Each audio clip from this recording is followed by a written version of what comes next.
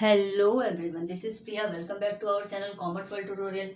मैंने स्टार्ट किया है 12th standard economics chapter number 4 supply analysis, और उसका आज फिर एक इम्पॉर्टेंट क्वेश्चन स्टार्ट किया है मैंने, डिटर्मिनेंट्स ऑफ सप्लाई। डिटर्मिनेंट्स का मतलब होता है ऐसे फैक्टर्स जो हमारे सप्लाई को इफेक्ट करते हैं, यानी सप्लाई को इफेक्ट करते हैं मतलब जिनकी वजह से हमारा सप्लाई कम या ज्यादा होता है। कब हमारा सप्लाई कम होगा, कब हमारा सप्लाई ज्यादा होगा, तो वो कुछ रीजंस, कुछ फैक्टर्स की वजह से होते हैं। उन्हीं को कहा जाता है डिटरमिनेंट्स ऑफ फैक्टर्स, या फिर डिटरमिनेंट्स ऑफ सप्लाई, या फैक्टर्स इन्फ्लुएंसिंग द सप्लाई। कहीं कहीं पे आपको यही क्वेश्चन दिखाई देगा, factors influencing the supply. Factor influencing मतलब जो कुछ ऐसे फैक्टर्स, कुछ ऐसे रीजंस जिनकी वजह से हमारा सप्लाई इफेक्ट करता है। तो उसमें फर्स्ट पॉइंट है हमारा प्राइस ऑफ कमोडिटी। देखो अभी तक जो हम पढ़े मार्केट सप्लाई, इंडिविजुअल सप्लाई, उसमें हमने क्या देखा कि प्राइस की वजह से हमारा सप्लाई कम या ज्यादा होता है। जब प्राइस कम होता है तो सप्लायर क्या करते हैं, कम सेल करते हैं।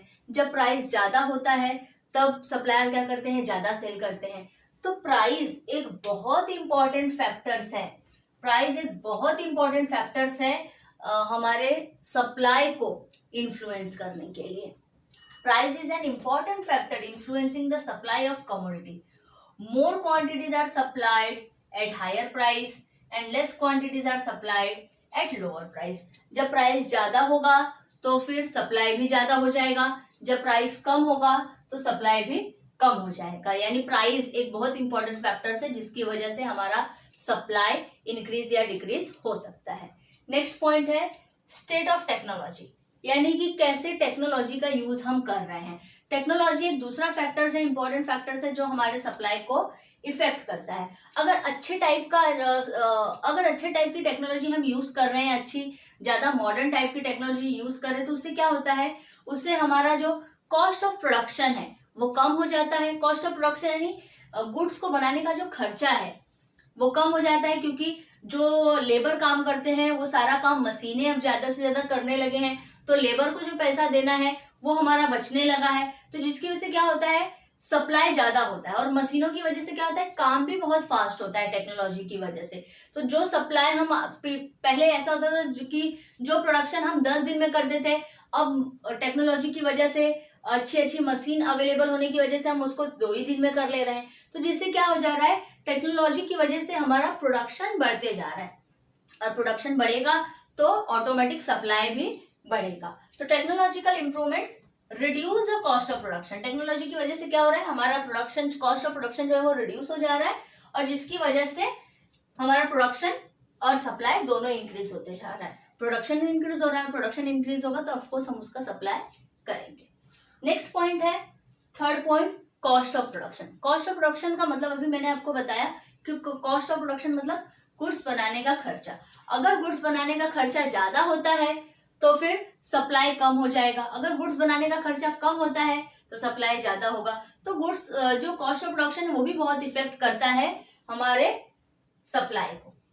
If the factors prices increases the cost of production also increases. अगर फैक्टर प्राइस बढ़ जा रहा है, फैक्टर क्या होता है, फैक्टर मतलब होता है हमारा लैंड लेबर कैपिटल, लैंड के प्राइस, लेबर चार्जेस यानी उनकी सैलरीज, वेजेस, और एंटरप्रेन्योर्स के चार्जेस, लैंड लेबर कैपिटल जो हमारा बिजनेस में प्रॉफिट्स लगता है। अगर ये हमारे फैक्टर्स बढ़ जा रहे हैं तो इनकी वजह से क्या होगा, कॉस्ट ऑफ प्रोडक्शन इंक्रीज हो जाता है। कॉस्ट ऑफ प्रोडक्शन, अगर देखो बोलते हैं ना कि क्या रे इसका प्राइस ज्यादा हो गया, तो वो ज्यादा क्यों होता है, क्योंकि ये फैक्टर प्राइसेस बढ़ने लगते हैं। अगर हमें किसी को सैलरी बढ़ा के देना है तो हम अपनी जेब से नहीं देंगे, हम क्या करेंगे, हम लोग कह रहे हैं अपने जो कमोडिटी है उसकी प्राइस को इंक्रीज कर देंगे, ताकि वहां से पैसा आए और हम उसको कह रहे अपने फैक्टर्स को दे सके।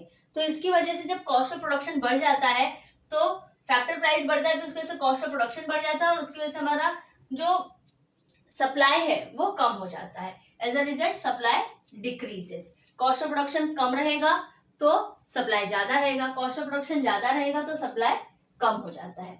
नेक्स्ट वन है इंफ्रास्ट्रक्चरल फैसिलिटी। इंफ्रास्ट्रक्चर फैसिलिटी का मतलब होता है कि प्रॉपर इंफ्रास्ट्रक्चर मिल रहा है कि नहीं। इंफ्रास्ट्रक्चर में क्या क्या आता है, इंफ्रास्ट्रक्चर में आता है हमारा ट्रांसपोर्ट, कम्युनिकेशन,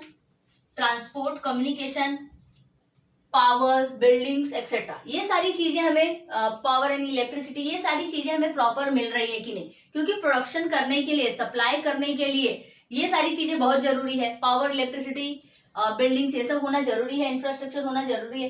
ट्रांसपोर्ट तो सबसे ज्यादा इंपॉर्टेंट है, क्योंकि प्रोडक्शन जो किया है उसको सप्लाई करने के लिए, एक जगह से दूसरी जगह पे पहुंचाने के लिए ट्रांसपोर्ट फैसिलिटी अवेलेबल होना जरूरी है। तो अगर ये सारी चीजें अगर अच्छे से मिल रही हैं तो फिर उससे क्या होगा, हमारा प्रोडक्शन इंक्रीज होगा और प्रोडक्शन की वजह से हमारा सप्लाई इंक्रीज होगा।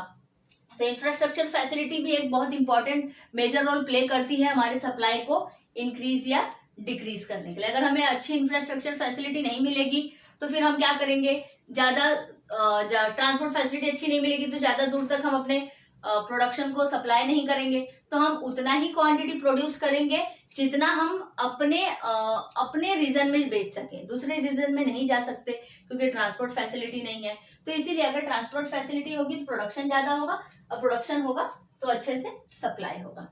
नेक्स्ट पॉइंट है गवर्नमेंट पॉलिसी। गवर्नमेंट पॉलिसी तो बहुत इंपॉर्टेंट रोल प्ले करती है हमारे सप्लाई को इंक्रीज या डिक्रीज करने के लिए।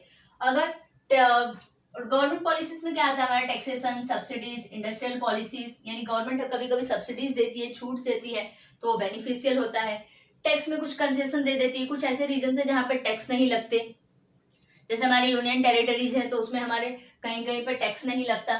तो टैक्स ना लगने की वजह से क्या होता है, टैक्स का जो बेनिफिट मिलता है उससे ज्यादा से ज्यादा प्रोडक्शन होता है। लेकिन अगर गवर्नमेंट पॉलिसीज में चेंजेस आते हैं तो उसकी वजह से क्या होता है, अगर टैक्स बढ़ा दिया, सब्सिडीज नहीं दे रहे हैं, कुछ इंडस्ट्रियल पॉलिसीज मार्केट में लॉन्च कर दिया गवर्नमेंट ने, तो इसकी वजह से क्या होता है, प्रोडक्शन और सप्लाई पे इफेक्ट पड़ता है। तो अगर अच्छा गवर्नमेंट इंडस्ट्रियल पॉलिसीज में इनकरेज और डिक्रीज प्रोडक्शन एंड सप्लाई, अगर फेवरेबल गवर्नमेंट पॉलिसी, अच्छी गवर्नमेंट पॉलिसी मिल रही है तो प्रोडक्शन इंक्रीज होगा, सप्लाई इंक्रीज होगा।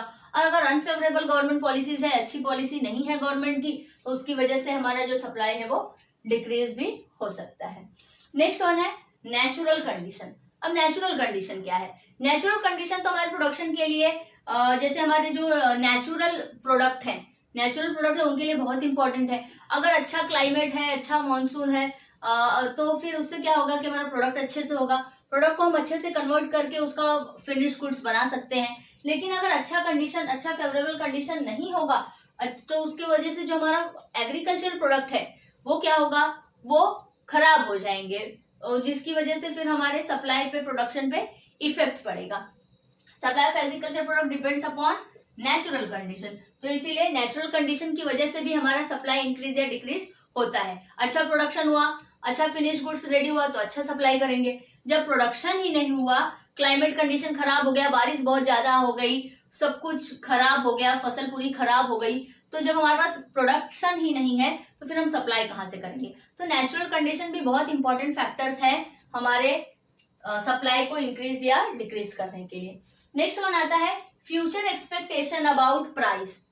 फ्यूचर एक्सपेक्टेशन अबाउट प्राइस, अब कभी कभी क्या होता है, फ्यूचर को एक्सपेक्ट करते हुए, फ्यूचर को देखते हुए जो प्रोड्यूसर है, जो सप्लायर है, वो सेल नहीं करता, या फिर वो सेल नहीं करता, जिसकी वजह से क्या होता है, जो सप्लाई है वो प्रॉपर टाइम पे नहीं होता, तब उस समय पे वो कम या ज्यादा होता है। जैसे कि अगर सप्लायर को लग रहा है कि फ्यूचर में प्राइस ज्यादा होने वाला है तो वो क्या करेगा, अभी सेल नहीं करेगा, तो मतलब अभी का सप्लाई क्या हो गया, डिक्रीज हो गया, अभी सप्लाई बंद हो गया, बाद में इंक्रीज होगा। और अगर सप्लायर को ये लगता है कि अभी प्राइस ज्यादा है, बाद में प्राइस कम हो जाएगा, तो क्या करेगा, अपने सप्लाई को अभी बढ़ा देगा, अपने सेल को अभी इंक्रीज कर देगा, और फिर बाद में फ्यूचर के लिए सप्लाई नहीं, डिक्रीज हो जाएगा। तो सप्लाई, तो फ्यूचर प्राइस एक्सपेक्टेशन भी बहुत इंपॉर्टेंट है। If the price are expected to rise in the near future, the producer may withhold the stock, this will reduce the supply. अभी वो क्या करेगा, स्टॉक को रिड्यूस कर देगा, तो अभी सप्लाई कम हो जाएगा, जब स्टॉक को बढ़ाएगा तो सप्लाई ज्यादा होगा। तो ये भी क्या है, फ्यूचर एक्सपेक्टेशन भी बहुत इंपॉर्टेंट फैक्टर्स है जिसकी वजह से सप्लाई इंक्रीज या डिक्रीज होता है। एंड लास्ट वन है अदर फैक्टर्स, यानी इन सारे फैक्टर्स के अलावा भी कुछ ऐसे फैक्टर्स हैं जिनकी वजह से हमारा सप्लाई इंक्रीज या डिक्रीज होता है। उसमें फर्स्ट है nature of market. Nature of market कैसा चल रहा है, मार्केट का कंडीशन कैसा चल रहा है, मार्केट में फेवरेबल कंडीशन है, अच्छा कंडीशन है, मतलब कुछ ऐसे टाइम्स आ जाते हैं, कुछ ऐसे सीजन्स आ जाते हैं जिनकी वजह से मार्केट अप एंड डाउन होता है। मार्केट अप एंड डाउन होगा, लोगों के पास थोड़ा प्रॉब्लम होगा, कंज्यूमर्स के पास पैसा नहीं होगा, तो उसकी वजह से क्या होता है, हम कह रहे परचेस नहीं करेंगे तो सप्लाई नहीं होगा। तो इसके लिए नेचर ऑफ मार्केट का नेचर बहुत इंपॉर्टेंट फैक्टर्स है। मार्केट प्रॉपर होना चाहिए, तभी उसकी वजह से सप्लाई भी अच्छा होगा। उसके बाद एक्सपोर्ट एंड एक्सपोर्ट इंपोर्ट जब कर देते हैं तो भी यहाँ पे सप्लाई नहीं हो पाता प्रॉपर, क्योंकि जब देखते हो बीच बीच में जो चीजें हैं काफी महंगी हो जाती हैं, कभी ओनियन कभी टोमेटो, तो ये सब महंगी हो जाती है क्योंकि ये हमारे पास अवेलेबल नहीं होता। एक्सपोर्ट या इंपोर्ट हो जाता है, या फिर प्रॉपर उसका प्रोडक्शन नहीं हो पाता जिसकी वजह से वो अवेलेबल नहीं होता, और जिसकी वजह से प्राइस कम या ज्यादा होता रहता है। और नेक्स्ट वन है इंडस्ट्रियल रिलेशन कैसा है? इंडस्ट्रियल रिलेशन अगर अच्छा है, मार्केट में काफी सारे इंडस्ट्रियल रिलेशन अच्छा है, तो कॉम्पिटिटर्स हैं एक दूसरे को देख के प्राइस कम या ज्यादा करते रहते हैं, तो इसका भी एक बेनिफिट हमें मिलता है। तो यहाँ पे आपका ये फिनिश जो है डिटर्मिनेंट्स ऑफ सप्लाई, यानी ऐसे कौन कौन से फैक्टर्स हैं जिनकी वजह से हमारा सप्लाई इंक्रीज या डिक्रीज होता है। ये भी इंपॉर्टेंट क्वेश्चन है, ऐसे ही हमें अजम्पशन में भी पूछेगा, तो अगर ये कर लेंगे ना हम, तो फिर जो हमें लॉ ऑफ सप्लाई का अजम्पशन आएगा वो आपको इजी रहेगा करना। तो सबसे पहले इस क्वेश्चन को अच्छे से पढ़ लेना। आई होप कि समझ में आया होगा, आपको समझ में आया होगा तो लाइक सब्सक्राइब शेयर करना ना भूलना। Thank you.